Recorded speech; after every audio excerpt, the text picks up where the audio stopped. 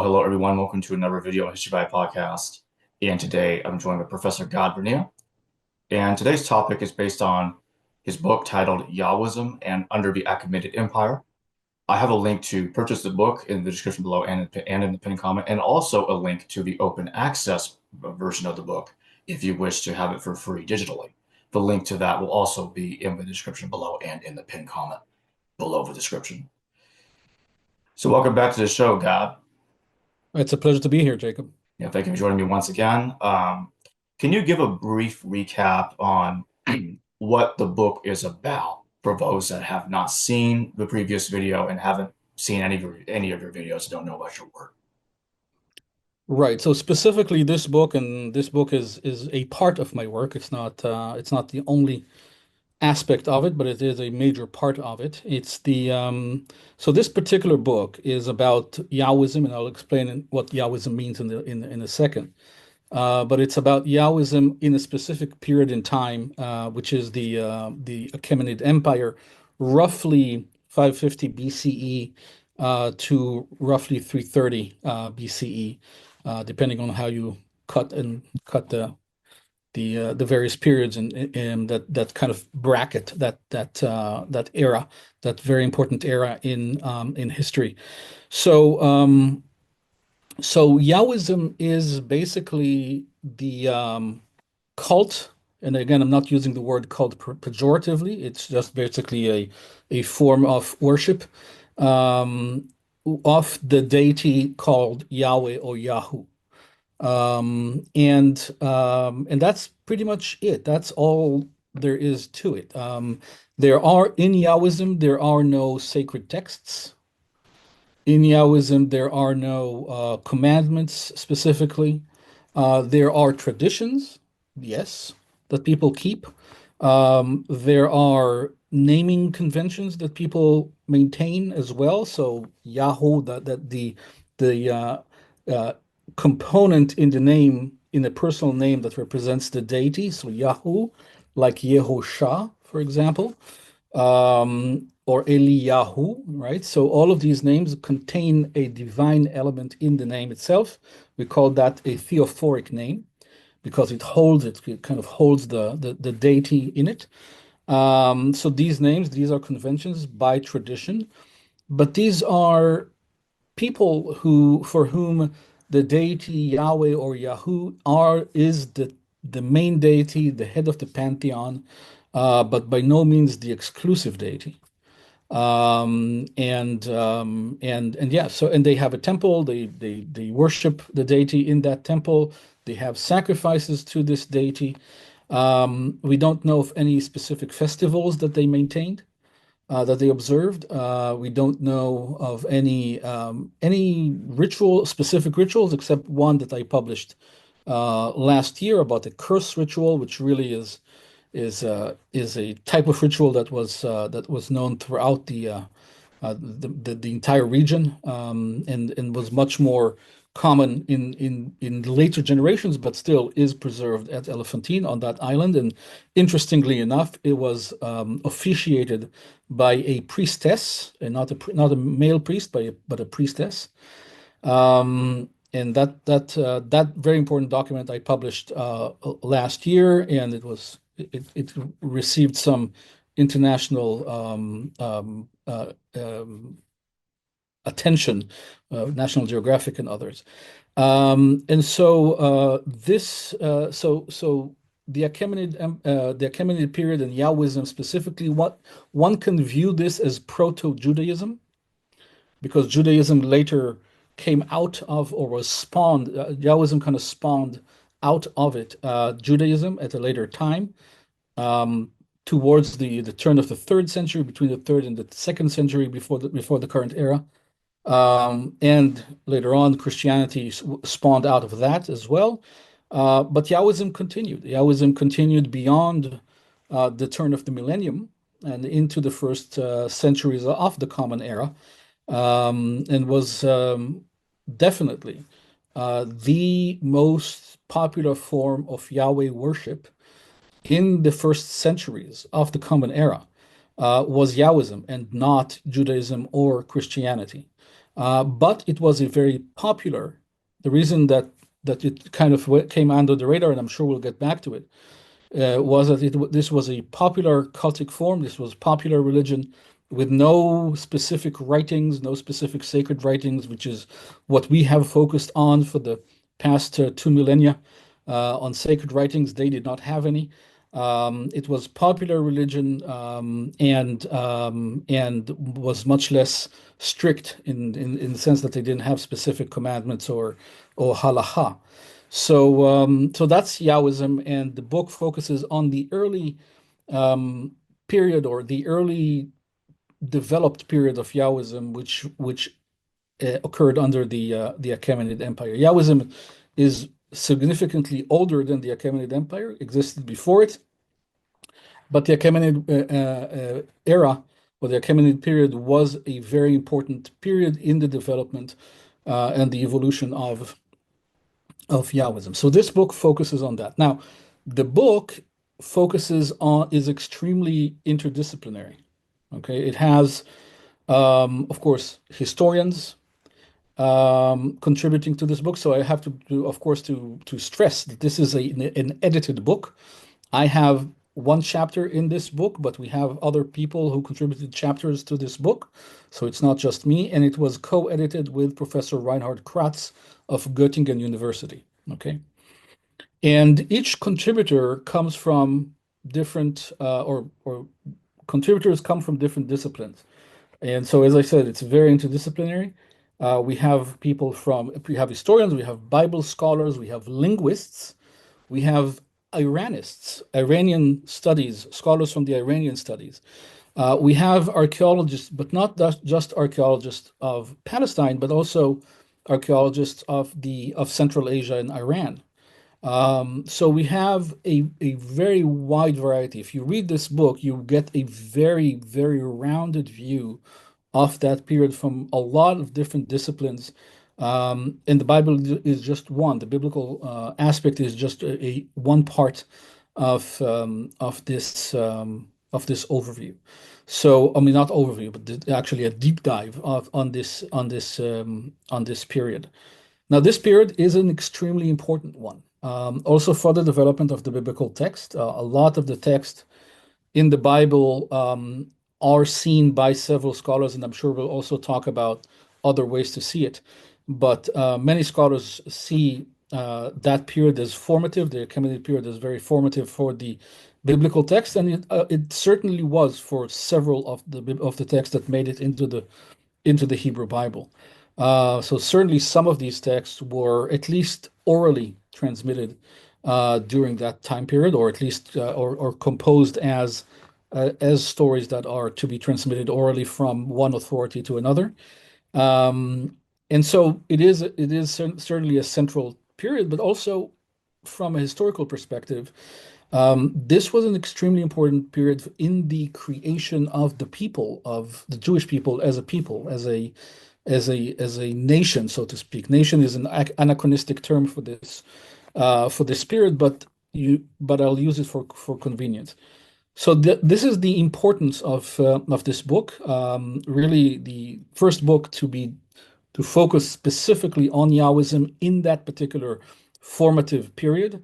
My research goes all the way to the end of the Sasanian period in the 7th century of the Common Era, up to the Islamic conquest of the region. So my research continues further, and I do plan on other books to follow this particular one. But this one is extremely important. It really is the root of everything that will follow from it. So yeah, so this was the reason for this book, and the book came out of a conference that I organized a couple of years ago. In fact, exactly 2 years ago, in Haifa, with exactly the same title, and you can see it. There is a YouTube channel just for this conference with our talks, and I'm sure you'll put that as well. The link to this YouTube channel in Oh yeah. your own video, in your own episode. So so that conference drew really the greatest names in the field to Haifa, and was a very successful conference. And now we have less than 2 years later, we already have this book out that is already creating a lot of interest. So we're very happy with the final result. And again, it's just a basis. It's also a basis for further research into the various aspects of this book and later periods as well.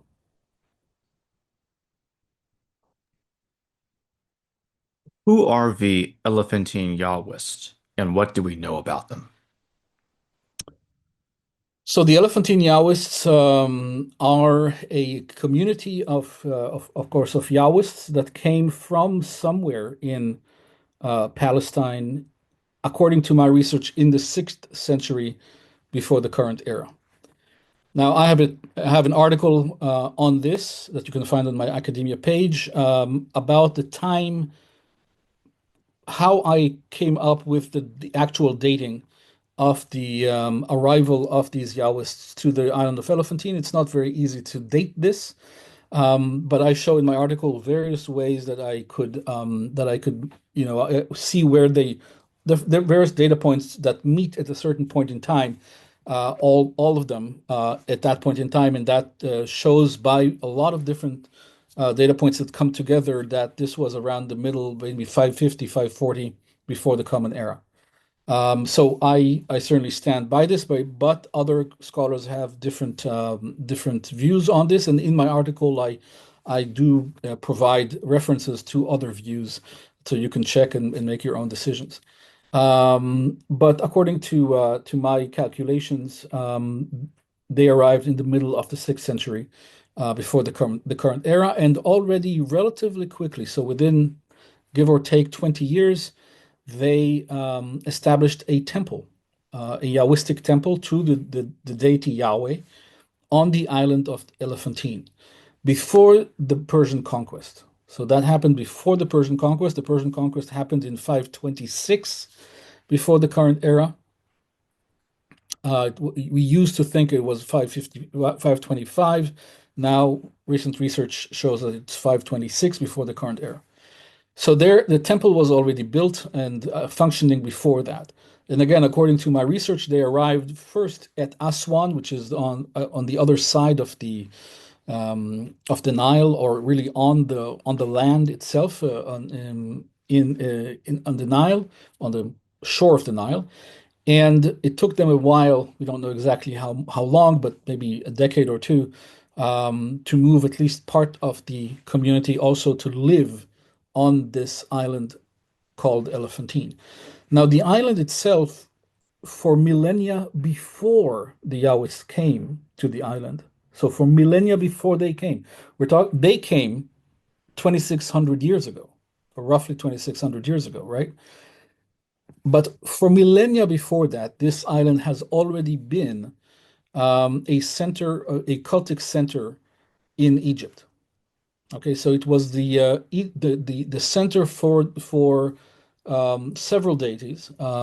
It was initially the center for worship of Satet, a female deity, a goddess that is basically that was supposed to protect the southern border of Egypt. And Elephantine was considered in some periods to be the southern border of Egypt. Later on, it became Chnum, the deity, the male deity Chnum, the ram god Chnum, became the main deity of that island, with Satet being his wife and Anuket being his daughter. There are different ways to view this, but that's generally how these relationships are viewed of this triad of deities, Chnum, Satet, and Anuket. So for millennia, this was an important island for the worship of this triad or these deities, and it was an extremely important economic center because, or it could at least cultic, kind of the meeting point between cult and administration, in the sense that it was seen, because this is the first cataract of the Nile. So this is the first point in the Nile if you come from the north uh, uh, up the Nile. This is the first place where you cannot navigate anymore. You have to go overland and continue after the cataract.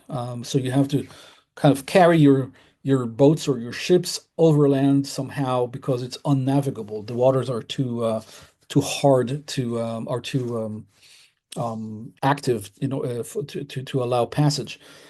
Because of this feature, the ancient Egyptians believed that this was the place from which the waters of the annual flooding of the Nile came out of. Okay, this is the imagined two large caverns below the island, holding the waters for the entire Nile, and for the annual flooding, the annual inundation of the Nile. And so this was an extremely important island because um, pleasing the gods on this island ensured that the flooding would occur and that it would be beneficial to the land. So it was an extremely important island. And by the way, when I was there, the elders of the island told me exactly the same story today, and it was absolutely fascinating to hear this. That this idea that the waters of the world come from this island, this idea continues to this day, an idea that has been around for millennia. And so this island was already extremely important when the Yaoists came to the island, and they came to the island almost certainly, at least initially, as mercenaries. Okay, they probably very quickly or after the Persian conquest stopped being mercenaries, but at least initially they seem to have been mercenaries. So they were brought um, by Pharaoh Amasis II to Elephantine to become mercenaries. And so they come there. They at least initially settle in Aswan or Syene at the time, and then after a while, as I said, about a decade or two later on, they construct the temple on the island and move to the island. Now they construct a temple on the island that is adjacent. I mean, literally maybe a yard or two, excuse me, 2 or 3 yards away from the Khnum temple. Now the Khnum temple was a large temple complex, and right next to it, almost touching it, was the Yahweh temple. Okay, and we have fairly detailed descriptions of that temple. And the temple was pretty large. I mean, it was about as large if we compare this to the descriptions in the Bible of the Jerusalem temple. It's about as large as the temple in Jerusalem. Okay, so it was a pretty large temple. The community is estimated to have been also rather large, about between 3 to 5,000 people, which is pretty large for that period. And they had priests there, they had sacrifices, but not the full set of sacrifices that we know from the Bible. They had Yaoistic names, meaning they had, as I said before, names with this element Yahweh, so they were clearly Yaoists. And they settled on the island between Syene and the island, mostly on the island itself, to be close to the temple, to their temple. The question is still open as to why and how did the Egyptian authorities permit the Yaoists to build a temple to Yahweh right next to the Khnum temple on an island that is so important to the Egyptian economy. Okay. And my only answer to that, and it has to be hypothetical, of course, is that there must have been some kind of assimilation between Yahoo and the Khnum, some way that both the Egyptians and the Yahweh and the Yaoists saw these two deities as being essentially the same or complementary, or at least deities that they can assimilate with one another. Otherwise, it's really hard to explain this proximity, this very close proximity of these two temples.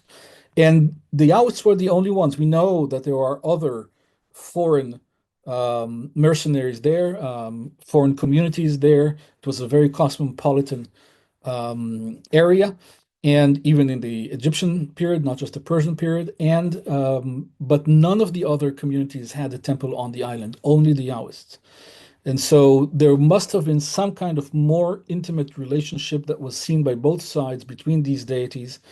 And I have to say that in antiquity, this was the way most people saw their deity. They saw their deity as having a different name than your deity, but often being the same. Okay, they would say, well, you call it Baal, I call it Zeus, or you call it Yahweh, I call it Ahura Mazda, or vice versa. So it was very common to assimilate deities between different cultic systems.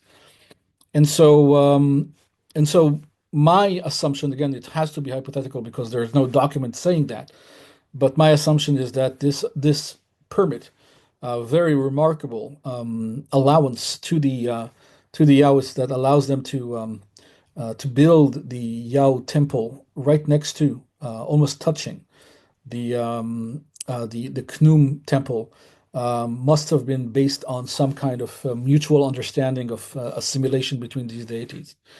Um, yeah, so this is the beginning, in a nutshell, of the community on the island of Elephantine. Again, these were Yaoists with a full temple, 1,500 kilometers from Jerusalem, very far from Jerusalem, but they were in touch with Jerusalem. This is very important to note that we do see, and we have it documented, that they were in touch. They were very familiar with what's going on with Jerusalem, and they knew how to get in touch with the governor and with the high priest of Jerusalem. This was not some kind of esoteric community that was completely out of touch with what was going on in Judea. It was representative of Yaoism of its day. Okay, so it's very important to realize. So this is the first part. The We have up until about the 420s, or yeah, 410s, before the current era. We have a lot of different documents. Most of them deal with just regular matters of the day, contracts, letters, private letters, quick messages on shards of clay, which are called ostraka. So on these ostraka, these are the kind of the SMS messages of the ancient world. Quick messages, very short messages to hand over to the recipient. And so we have really the entire gamut of human communication in the ancient world, or at least written communications in the ancient world that we can imagine we have during that time period. But really, all that we have is very common, very mundane. I'm not saying uninteresting. A lot of them are very, very, very interesting for different aspects of research. But a lot of them are just day-to-day matters like contracts, private letters informing relatives or informing members of the community of something, or dealing with slaves, and daily issues, even just what to purchase in the marketplace. I mean, different things like that. There is this one ostrakon that I mentioned earlier that is a curse text, the one that I published last year with the priestess that really stands out in many ways, which is also early in the early period of their settlement at Elephantine. But things are relatively stable as far as we can tell from the documents that we have. Around or on 419 before the current era, we have a person by the name of Hananiah coming to Egypt. And that person sends a letter that is called erroneously the Passover Letter. That's how it's known. And my article in this book deals with this extremely important document. And he sends that letter to the community at Elephantine. Now, this letter is undoubtedly one of the most important documents of Jewish history in all of its periods. I mean, really one of the most important documents, even though I claim that it has nothing to do with the Passover or the Matzot feast or the Feast of the Unleavened Bread, even though it has nothing to do, or at least nothing to do directly with any of these feasts, it is an extremely important document.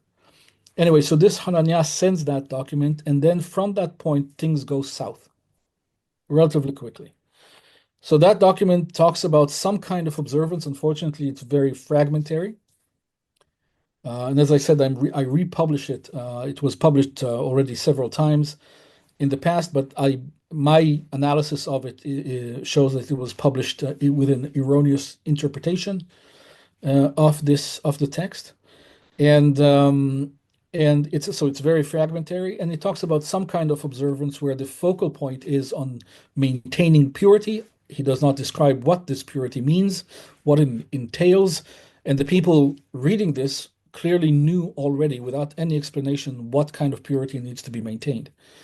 And there is the mention of some kind of drink, and but there are a lot of so when certain scholars read this as a Passover related observance, I show that there are a lot of things that do not align with the Passover. There's nothing about the between the evenings, which is the Passover time, the time to offer the sacrifice. There is no sacrifice mentioned in the text. There is no unleavened bread. There is no Passover in the text. The only connection, potential connection with the Passover in this text are the dates, the 15th to the 21st of Nisan. Now, these align with the Feast of Matzot in the Bible. Certainly they do. But it's not enough, just this date range and the possible mention of leaven, but not any prohibition of leaven, but possible, depending on how you interpret the text, and we have different people interpreting that text differently. And I tend to accept that this has something to do with leaven, and I'll explain a little bit later on how I see this. But other than the dates, there is really nothing that connects this in any way directly to the Feast of the Unleavened Bread or to the Passover. Now, these dates are not enough to conclude that we're talking about the Passover. Just having this date range, because this date range is simply 7 days after the full moon, the first full moon of the year. And the first full moon of the year was an important date in all the Northern Hemisphere, or the first full moon of the month of Nisan, or of that period. It doesn't matter if a society or a group of people has this kind of calendar or that kind of calendar. In the entire Northern Hemisphere, this is when you start harvesting. Okay, so this around the full moon at that time of the year, that is your sign to start harvesting, and that doesn't matter what calendar you use, doesn't matter where you live. That's just basically following nature, right? That's springtime, and that is where you start harvesting. Now, in all cultures at that time, this was an extremely important observance, because if the deity sent hail or flooding or heavy rains during that period to destroy your crops, you might not survive the year, right? So this was an extremely critical, or really the most critical time of the year, and so just observing 7 days, which was certainly a number that was popular throughout the region, just observing 7 days at from the full moon does not mean that this has to be a Passover. Okay, it's concluding that is to project from the biblical text, which is what practically all scholars before me did, projecting, because they all grew up in a Jewish or Christian milieu, and they projected as I did, by the way, as well. When I approached the text initially, it seemed to be obvious. It has to be the Passover because these are the dates. But then I took a step back and said, well, can I be sure that this has to be the Passover? Are there any other hints in the text? And I saw that there were none. So I started looking at this in a different way. So I'll leave it aside for now, because we're talking about the history community rather than this particular document. We might come back to it later on. But from the moment that Hananiah arrives with this letter, things go south very quickly. And Hananiah is a very, very powerful man. He so already from this particular letter, we can see that he was able to command the community at Elephantine, the Yaoistic community at Elephantine, to command them to observe some kind of cultic observance. Okay. In later documents, we see that he is extremely powerful within the Egyptian administration, or the Egyptian of the Persian administration of Egypt. And he is in so the from that point, and the Yaoists themselves say that Khnum was against them from the arrival of Hananiah in Egypt. Okay, they say that we have a letter by them where they say that everyone knows, the community knows that Khnum has been against them since Hananiah has been in Egypt. And so the arrival, the very fact, the event of Hananiah's arrival in Egypt impacted this community, and they write that letter 10 years after his arrival. So for 10 years, things went south and became very difficult. And we have, during that period, we have documents documenting the arrests, several cases where there was real persecution of the Yaoists in Egypt. This was not due to them being Yaoists specifically. This is not anti-Semitism, as some have tried to portray this anachronistically. This is due to other reasons, and specifically to the role of Hananiah in the administration, in Persian Egyptian administration. And so during that period, there was persecution against the Yaoists. There was one case where they were incarcerated on an island down the Nile, up to north from where they are, from Elephantine. And he, in order to release them, he sends his slaves to negotiate with the local governor of Upper Egypt. So it's beneath him to even go and negotiate himself with the governor. Okay, he sends his slaves to do it. That's a major indicator already to show just how authoritative this man was. So he was very close to the satrap. Now, it may be a word on Achaemenid administration. The way the Achaemenid Empire was administered, or was designed, was, of course, the king was at the top level. That's by far the highest authority is the king. But below the king, there were satraps. There were governors, like really meta-governors. So they governed several provinces, okay, these satraps. And each province had a governor. So you had the king, you had satraps, and then you had the governor. This Hananiah sent slaves to negotiate with the governor.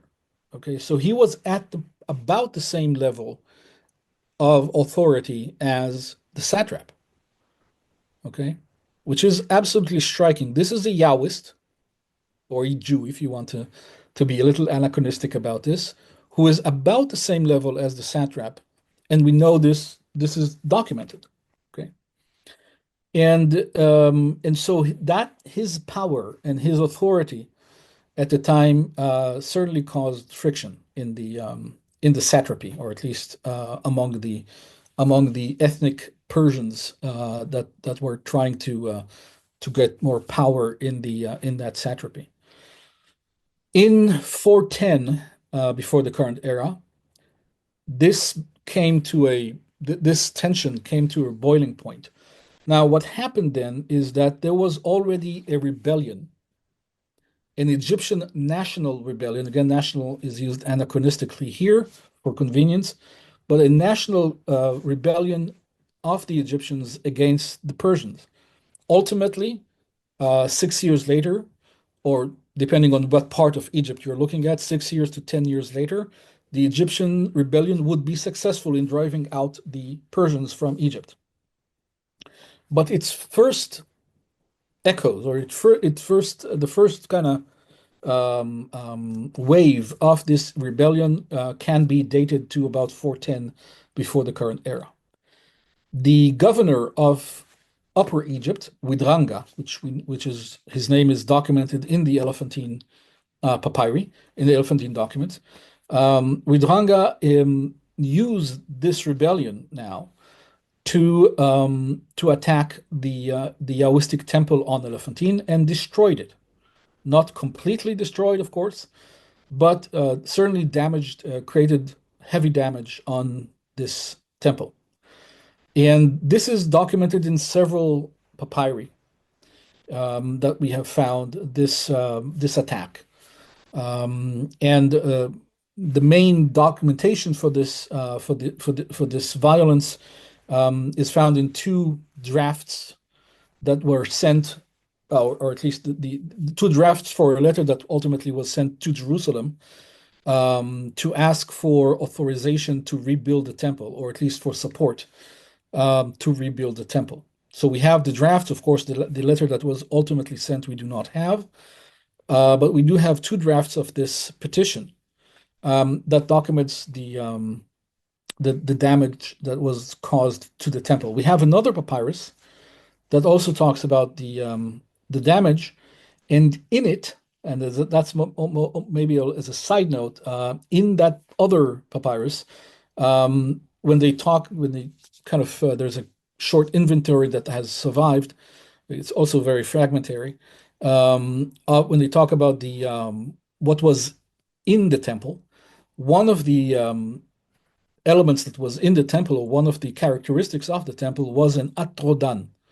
So the Atrodan is a fire holder, or people call it a fire altar, but they use a word from the Avestan language. So this is Zoroastrian term, Atrodan, Atar, which means fire, okay, in the Avestan language. And Dan just means a holder or a place. So a place of, or a holder of the fire, but they are using a Zoroastrian cultic term. They could have used an Aramaic term just to say this is a holder of fire, Dudadadura, or something, some other Aramaic term, if they just wanted to refer to a fire holder that is not Zoroastrian. Okay, but they used the Zoroastrian technical cultic term, and that must have been a very conscious decision. So that means that their assimilation is at least in the around 410 before the current era, their assimilation of Zoroastrian ideals. I'm not saying that they converted to Zoroastrianism. Of course, they didn't. And even the concept of religious conversion is anachronistic. But they adapted and they adopted and they assimilated with Zoroastrian elements at the most intimate aspect of their own cult. Within their own temple, they had this Zoroastrian fire holder. So we find that also in these documents that describe the destruction and the damage that was wrought upon the temple, the Yao temple in Elephantine. Then, of course, things there's much more chaos in the document record until around 400 before the current era. We see, even that period is very chaotic, but there is one very important document at that time that describes contributions from the Yaoists, Yaoistic families on Elephantine, contributing to, at the beginning of the document, it says that they contributed to Yahu, the god, okay? And then towards the end of the document, they kind of add together all of the contributions, and they say the sums that were collected this day are so and so to Yao, so and so to Eshem Bet El, and so to Anat Bet El. So these are two additional deities. I have an article on this that discusses which deities these are, and are they female or male deities, and a lot of different questions, but clearly there is a triad, a Yaoistic triad there that receives these contributions, and throughout the sojourn of this community, of this Yaoistic community on the island, they acknowledge the existence of other deities. As I mentioned earlier, when they write about the effect of Hananiah's presence in Egypt, they say Khnum has been the Khnum deity, the main deity, the Egyptian deity of the island, the ram god, has been against us, and they talk about the god, the deity. So Khnum has been against us since Hananiah has been in Egypt, but throughout the entire time that they were on the island, they take oaths in the name of the various deities, the Egyptian deities and Levantine deities on the island. Levantine mostly after 419 before the current era, and the Egyptian before that time period mostly. They even name their children with names that are theophoric with the Egyptian deity name. And so we have what's called syncretism. I'm trying also to avoid that term, which is difficult. But we have this type of assimilation or interpretation of deities, what's called the interpretatio, in Elephantine at among the members of this community throughout the entire time there. They almost always bless in their letters. They bless the addressee by the gods, plural. Okay. So it's clearly not a monotheistic by any stretch community. In monotheism itself would be anachronistic for that time period. And yeah, so it's a very, very important community for, I mean, it is really the most important source for the study of Yaoism or Judaism, really, in the Achaemenid period. It's not the only source we have, but since you asked about Elephantine, this is the most important one for that period. Does the Elephantine Papyri show any hint that there was a law code or any sort of Torah that existed in the time period, or does it not? No, not even the slightest hint. It shows a lot of or quite a few um, activities that they did which go against the Torah, such as trading on the Sabbath day and others. But they don't know anything. They don't, so there aren't any idiomatic expressions in these letters that we would have expected. The names that they have, the personal names are not names that we find. I mean, we do find some of them in the Bible just because they were common names, but we don't find any of the heroes that we know from the Bible, such as Abraham, Isaac, Jacob, um, Sarah, Rachel, or any of the 12 tribes. Aaron. I mean, none of these names that are so central to the Bible are found in their midst. So there, I mean, there's really absolutely nothing. Now, they did have literature for their time. They had the Wisdom of Achikar, which was a very important and a literary work at in during the Persian period, and it was really the first international bestseller. It was very, very popular throughout the antiquity and well into the Middle Ages, really. Very important in a work that I highly recommend people seek out and read. Very important, and also has great influence also on the biblical text and on certain Egyptian texts as well. So it's a very, very influential work.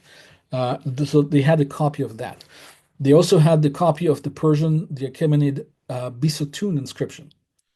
The Bisutun inscription, also an extremely important literary work by Darius I that provides historical or myth historical data on his rise to power and the various rebellions that he had to contend with. and also it contains wisdom texts, theological ideas, even ethical ideas as well. So the Bisotun inscription is extremely important, and they had a copy of that as well. They had a copy that was slightly modified from Bisotun and also contained several lines from Nakshi Rustam inscription, also from Darius the First.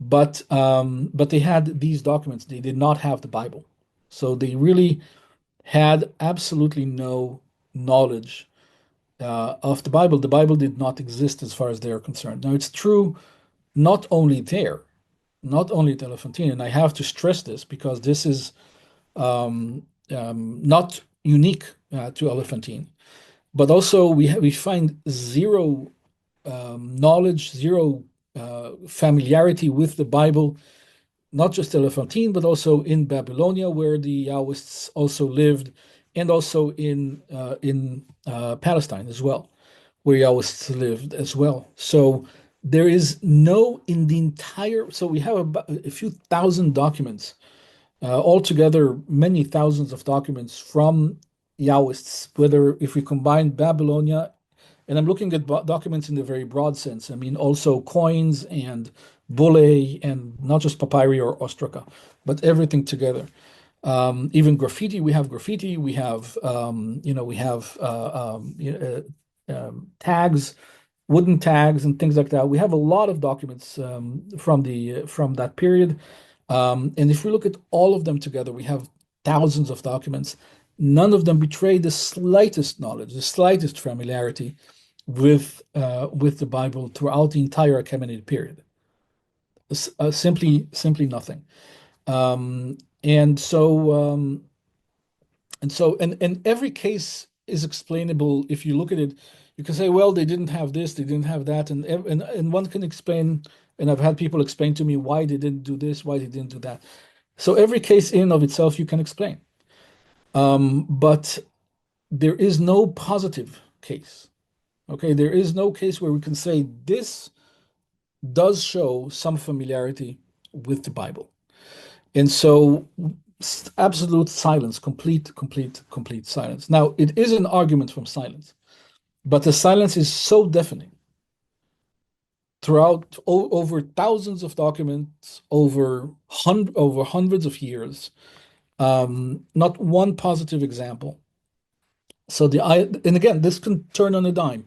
If tomorrow we find a document that does show some familiarity, even some idiomatic expression from the Bible, we'll be very happy to change our view on this, all of us, and certainly for me. But right now, there is simply nowhere. I mean, absolutely no documented familiarity with the Bible whatsoever anywhere where the Yaoists lived. And just for clarity, so basically what you're saying is that there is no evidence of a Torah The from Bible what we itself, currently have before yeah. 400 BCE. No, before 300 BC. I mean, even if, I mean, Right. again, as I said, the Persian period goes well into the fourth century. Even then, so we have documents in Samaria, in Wadi Dalia. So that is, Wadi Dalia is about 14 kilometers to the north of Jericho, in a cave there. And these documents from Wadi Dalia are written by Yaoists in Samaria to other Yaoists, and they document the sale of slaves. Some of them are Yaoists as well. And so the sale of slaves, of Hebrew slaves to another Hebrew, or generally the sale of slaves in the Bible is prohibited, or at least has some very strict conditions attached to it.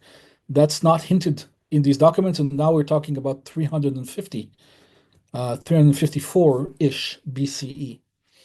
So now we're well into to the fourth century before the Common Era.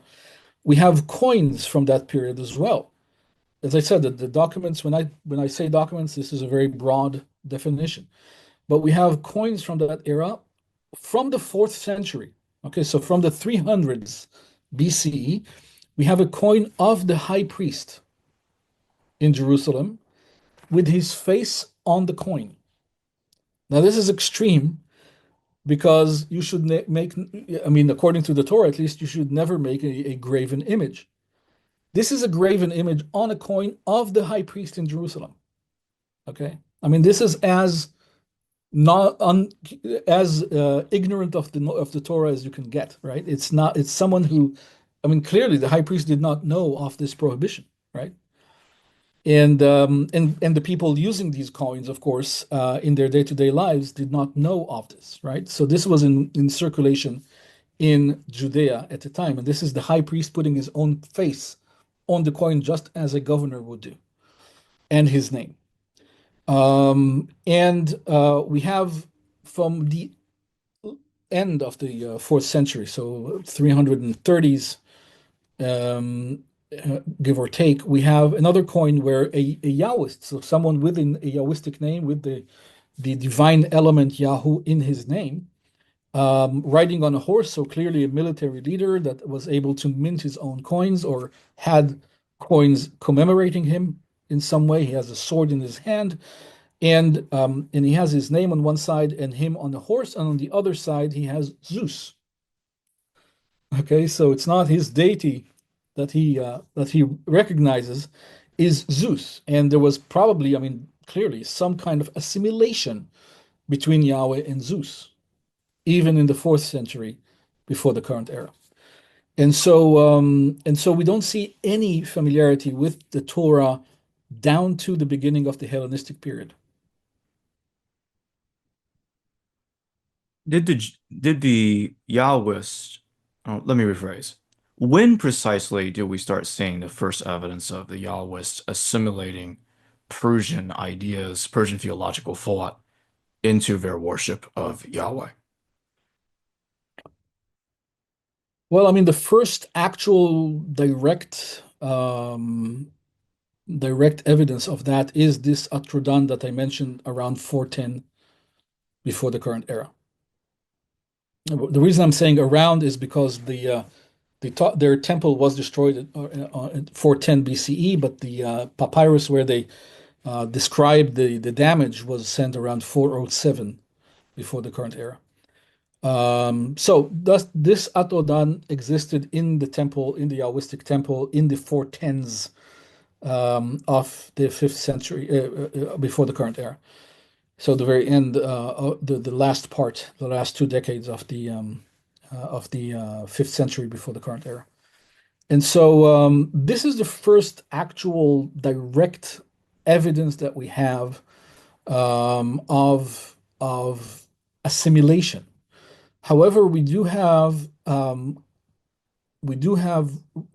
documented close relationship between the Yaoists and Persian priests, magi, decades before that. We have a document about a real estate transaction where the witnesses of the witnesses to this transaction, we have two magi. Okay, so that shows close relationship between the magi and the Jews or the Yaoists on the island of Elephantine.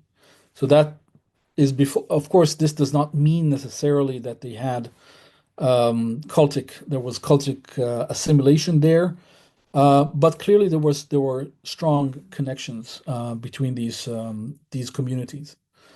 We have, I mean, that's really these are the earliest extra biblical um, extra biblical data points that we have.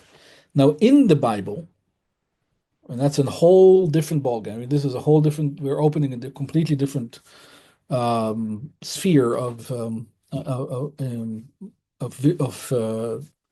different perspective here. But in the Bible, there is evidence in different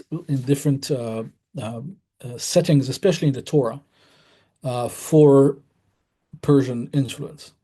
So, for example, the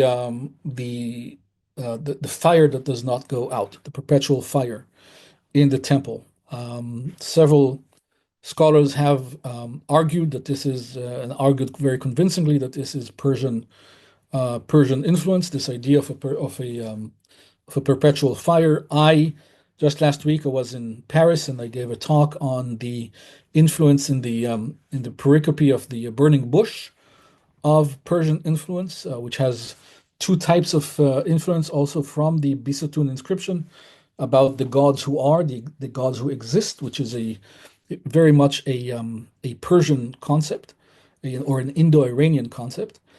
And the scene itself of Moses before the burning bush, which simulates the Zoroastrian fire ritual, the barefoot, the priest being before the fire, and the fire being a deity and an emanation of the deity at the same time, which is consistent with the Zoroastrian ideal. So you have in Zoroastrianism, you have the Ameshaspentas, the bountiful spirits or the bountiful emanations, which include Ahura Mazda or not, depending on different versions. And you have and one of them, the son of Ahura Mazda, is fire, is Atar. Okay, and he is the son of Ahura Mazda.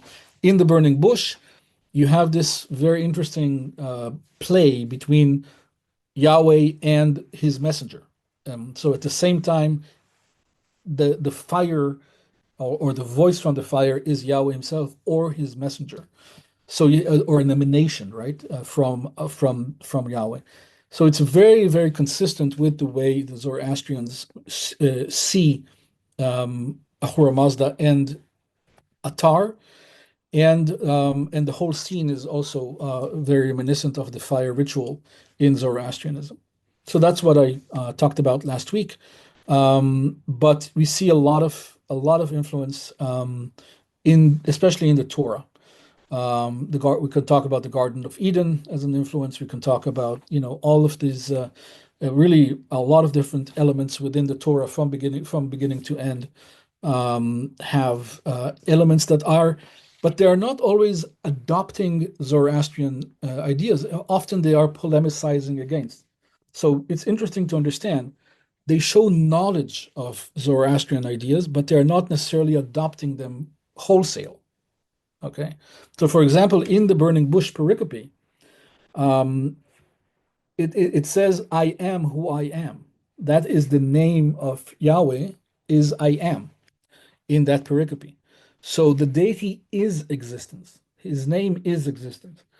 In the Bisatun inscription, when he says the other gods who are, he says these other gods are. This is a qualifier to the deity. The deity is qualified, is described as existent. Okay. But when this idea is assimilated, is adopted by the Yaoists or the Jews who write this pericope, this particular passage that made it eventually into Exodus, they take this idea and take it further. Okay, and they say the deity is existence. It's not just that Yahweh exists, but he is existent. And so they take it, so you see the assimilation of Zoroastrian ideas and then taking it one step further. And that's often the case, the case in this assimilation in the of Zoroastrian ideas within the biblical corpus. So it's not just copying. They're not just copying things. They're developing it, and specifically with the name of Yahweh. The name Yahweh, of course, predates the Persian period. But the name lends itself very easily in folk etymology to an understanding of existence. Okay, just because of the vowels that it is made out up of. So it's there was probably already some kind of popular interpretation of this name as existing, and then they applied this to the Zoroastrian context in the context of something that looks like the Zoroastrian fire ritual. So that's specifically this burning bush pericope. Yeah. So it's we can try to date this passage in various ways, but this is the biblical, you know, this is the biblical kind of perspective, and the extra biblical perspective is often easier to date because you have the primary documents, and you don't need to deal with editorial layers and redactions and things like that, which you do have to do with the biblical text. Can you tell us some more about the parallels between the creation stories and the Persian text? And my second part of that question is, what about Satan? And is there parallels between the Jewish version of Satan to Persian thought? Okay, so that's not really my focus. I have not focused much on that particular question, mostly because I know that a lot of people have. So you can this is something that you can check online, and I'd rather not talk about things that I have not personally written about or gotten into any depth on. But I will say this: the idea of duality and Satan and things like that, clearly something of this existed in the Achaemenid period. Now, maybe before I continue, I have to make one methodological point very clear. In my research, when I talk about the Achaemenid period, I only focus on Zoroastrian elements that I know can be dated to the Achaemenid period. Zoroastrianism, like any other religion, evolved over time. And almost everything that we have, all documentation that we have about from of Zoroastrianism comes from the Sasanian period, okay, and even later, okay, even for the post-Islamic, after the Islamic conquest. So it's very hard to know exactly what did Zoroastrianism look like in the Achaemenid period, and this is a big part of what I do. I try to define this as clearly as I can. And of course, there are other scholars who do this as well. There is no doubt that the Achaemenids were Zoroastrian. The question is, what kind of Zoroastrianism was it? I mean, what did they know? What was their cultic profile like? Did they have sacred texts? Did they know about the Avesta, which is the sacred text, Zoroastrian sacred text? And the answer is yes. They knew something of the Avesta. That is something that we can pretty much show. They knew at least the Gathas, which are the early layers of the Avestan text. They knew about of that. They did have fire rituals. They did have Hauma rituals. They did have Yasna, basically, which is the Zoroastrian ritual, the overarching Zoroastrian ritual. And so we know that in the Achaemenid period. Beyond that, I dare not venture beyond what I can show did exist in the Achaemenid period. Or at least when I do, I am a lot more cautious about this, and a lot more speculative, and I alert my readers that now we are veering into more speculative terrain.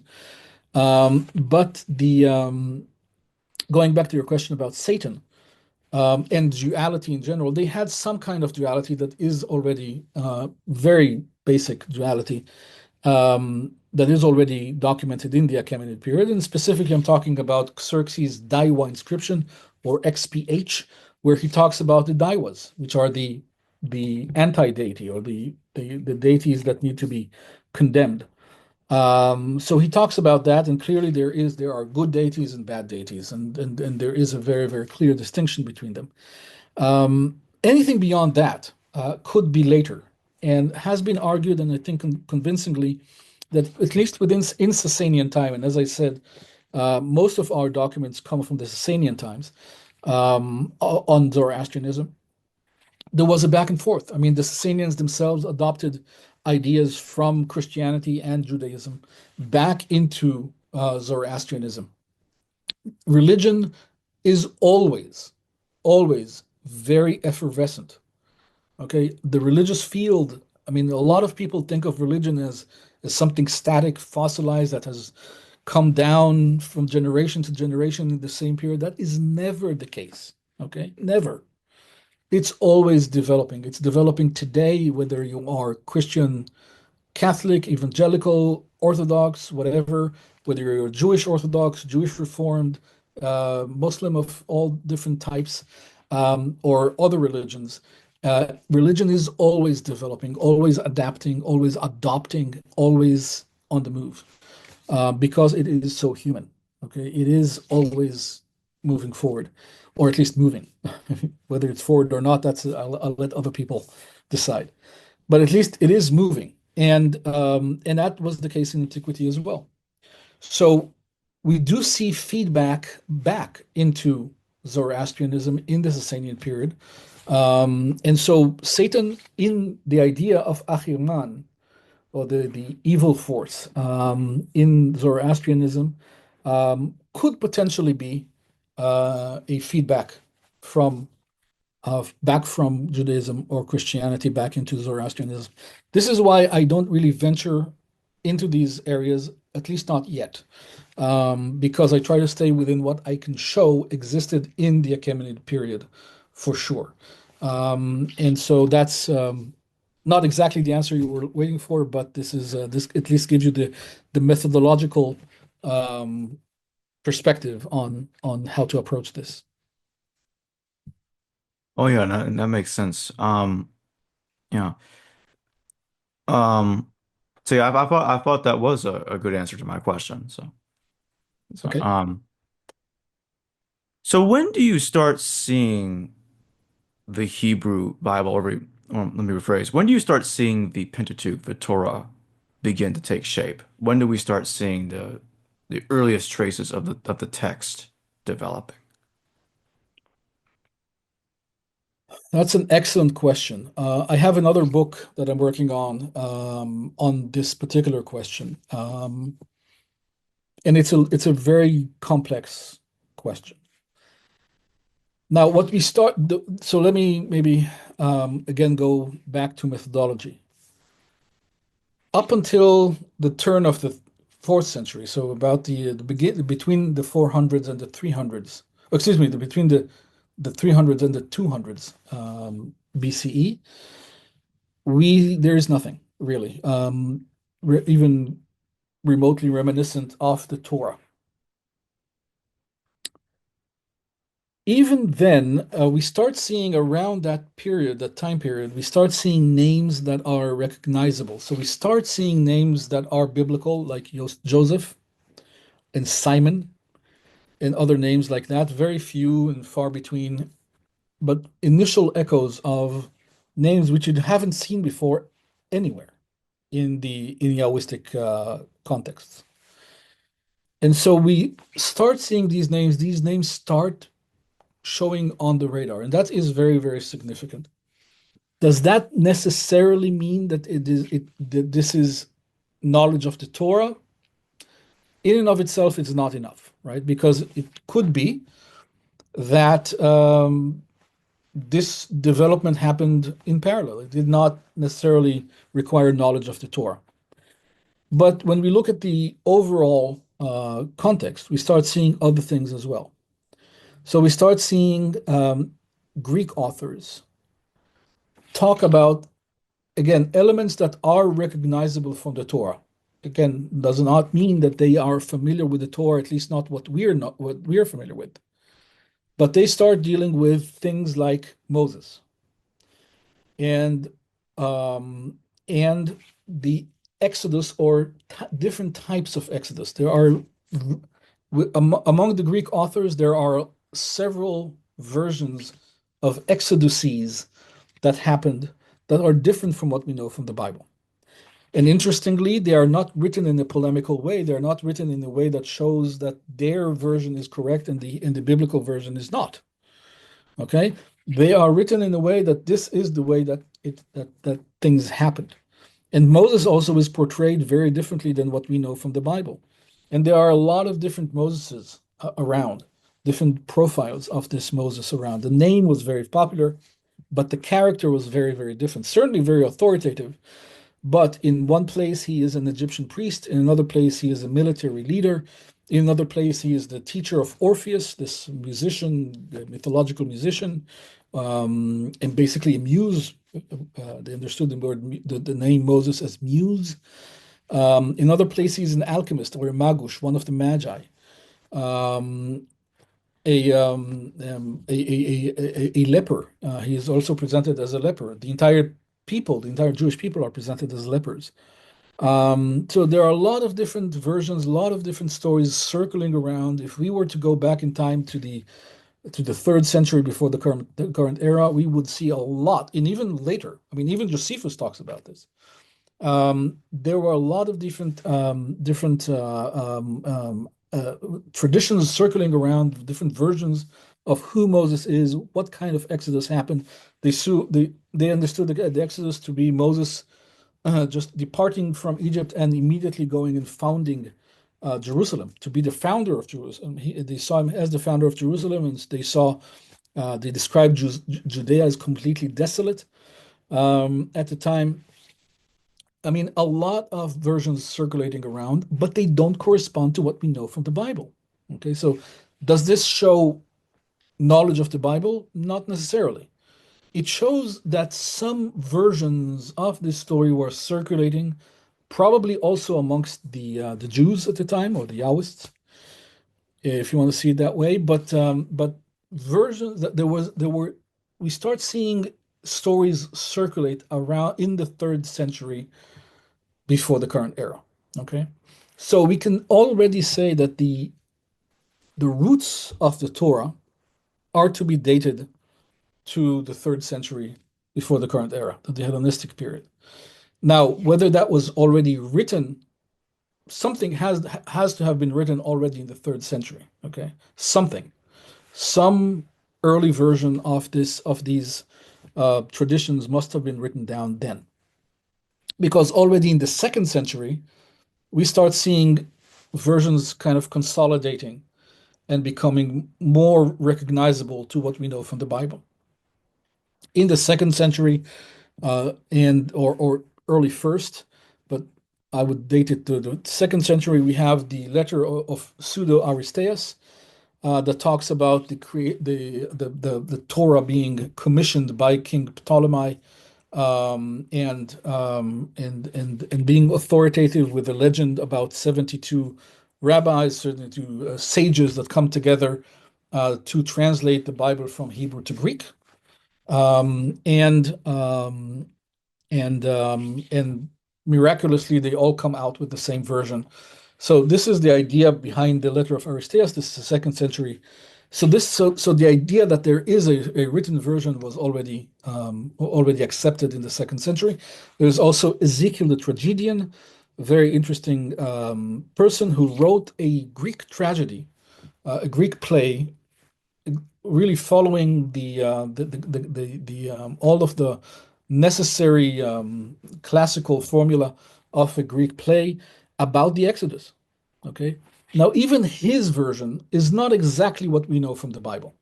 So he is also, it's very, very close, and he clearly knows at least the version from the Septuagint. The Septuagint is again that this translation I was talking about in Ptolemaic time from Hebrew to Greek.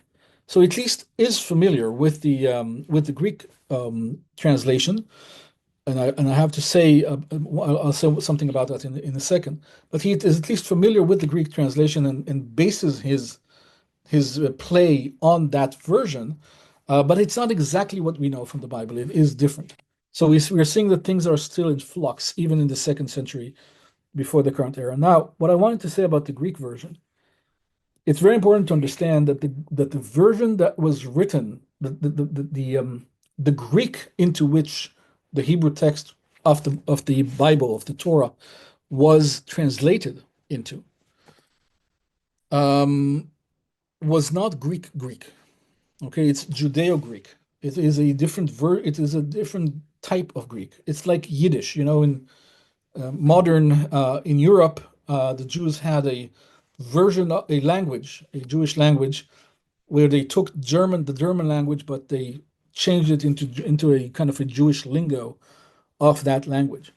And we have Jewish adaptations of languages. I mean, Jewish Arabic. We have Judeo-Persian. So we have that in across history. But already the Greek translation is not regular Greek. And that's a very important point to understand because the myth of Ptolemy commissioning a book, commissioning a translation for the library in Alexandria, a version, commissioning a translation of the Hebrew Bible for the Library of Alexandria. There are several reasons why it cannot hold water, but this is probably the most important one. It makes absolutely no sense for him to commission a version that is not written in Greek. Okay, if I actually I did my Greek studies in classical Greek before I came to other types of Greek, to later Greek like the Septuagint or the New Testament Greek. And for anyone who comes from proper Greek, I should say, to this type of Greek, or even from the Greek papyri that are contemporary from the 2nd century, 3rd century before the current era, this is very strange Greek. Okay, the Hebrew Greek, because it uses certain terms that can only be understood by someone who at least understands the Hebrew background of these terms. They actually literally translate the concepts, not just the word, into a Greek word, but they translate concepts to Greek. So it's written for the Jews. It's not written. The Greek translation is written for Greek-speaking Jews who speak their own Jewish dialect. Okay. Now it makes really no sense for that to be sent to the Alexandria Library, or at least not as a commissioned work, because it's not written in Greek. They could have translated it to Greek, of course, but they did not. They translated to a version of the Greek language that is specifically aimed at the Jews. So the myth of a version of the Bible that Ptolemy commissioned in order to keep in the Alexandria Library is hard to accept. There probably was one because they simply liked to collect encyclopedic knowledge and they collected works in general, but the Alexandria Library was preferred the Greek, I mean, really focused on Greek, on the Greek world, on Greek works, and it was very Hellenocentric. So the whole idea of them commissioning a work, a specific work, really doesn't stand to scrutiny. Um, at any event, the we see in the 3rd century the beginnings of knowledge of what will become the Bible, and then into the 2nd century, it becomes kind of more systematized, and into the 1st century and into the 1st century of the Common Era. So, for example, we have even in Josephus, we see sometimes that he is quoting texts that we are not familiar with, versions of the text of the Bible and of the Torah that are not exactly what we are familiar with. So there was still work being done even into the 1st century of the Common Era. Yeah, but we really begin to see it in the 3rd century before the current era, and nothing before. Before there is absolute deafening silence. So my final question, do you think the Hebrew Torah was written within a matter of decades prior to the creation of the Pentateuchal Septuagint, or was it much closer together or almost simultaneously? You mean together with the Greek translation or just the Hebrew? Let me rephrase. Was the Hebrew Torah written in close proximity to the Pentateuchal Septuagint? Okay. Yes. Yes, I do think so. Very close. It could have been within a matter of a decade or two. As I said, and according to my research, the trigger. So as a historian, we always look for triggers. What changed? Again, centuries of no knowledge of the Bible, and then everything changes internally and externally um, on the turn of the third century. So between around 300 before the current era. At that point in time, everything changes. So what would have been the trigger for such a massive change? Again, when I say internally and externally, I mean we find it in the papyri.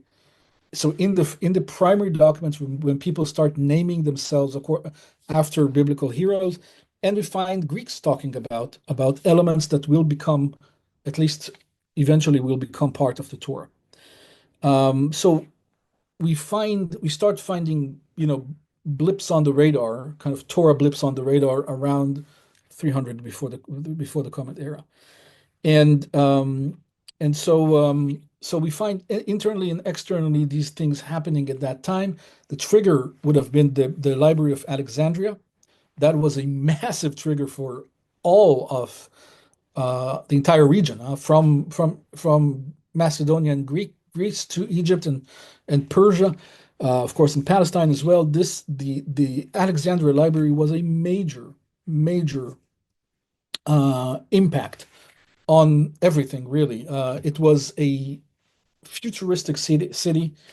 People coming to Alexandria in antiquity would have seen a completely new way of imagining a city built in a grid. It had coin-operated machines. It had automatic doors in the temple. It was an absolutely science fictional city for anyone coming into it in antiquity. Absolutely breathtaking for anyone. And of course, it was the seat of the emperor, of King Ptolemy, who had a major palace, very large palace. Within the palace was a area for the muses, a museon, and within this museon they had the famous Library of Alexandria. In that library, they focused on the Hellenistic cultural heritage, Hellenistic literature. And they worked on these texts, and they found a lot of inconsistencies between different manuscripts of Homeric or of Homer or Hesiod or other Greek authors. And they tried to start to harmonize and edit these documents and create authoritative editions of these documents. Exactly the same process that the Jews later applied to their own sources, to their own biblical sources. Now, I have to make something very clear. I am not claiming that all of the sources that made it into the Torah are from the Hellenistic period. Okay, I'm saying that they were collected and then edited and redacted and put together, and even a lot of glue text was written in the Achaemenid period, in the Hellenistic period, glue text between different manuscripts. But we're talking about a lot of different sources coming together, and ultimately creating the Torah and the Bible in general. So yeah, so but this happened within a very short period of time in the third century, and I always give the example of Virgil in Rome, when he was commissioned by Caesar Augustus, really in one of the peaks of power of the Roman Empire.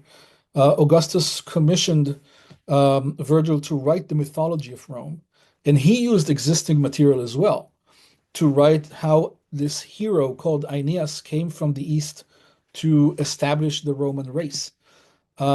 He wrote the equivalent of the Pentateuch in 10 years. It took one man 10 years to write the equivalent of the Pentateuch, of the Torah, in terms of number of words or verses. However, it was much harder for him in a sense, because he had to write it in rhyme and meter, okay, according to the classical epic standards, which in the Torah was not the case. It's much more free form. So it was much harder for him, but he did that in 10 years. So it's absolutely possible to write this, the equivalent of the Torah in 10 years or even less. And the translation might have even been simultaneous or close to that of the Torah. Well, thank you for joining me today, God Barnea. My pleasure. Hello viewers, thanks for watching this video from the History Valley YouTube channel. Please don't forget to subscribe and hit the notification bell. And if any of you wish to further support this channel, please consider checking out this channel's Patreon page and becoming a patron, and or donate through PayPal or through Super Chat during your live stream. Thank you.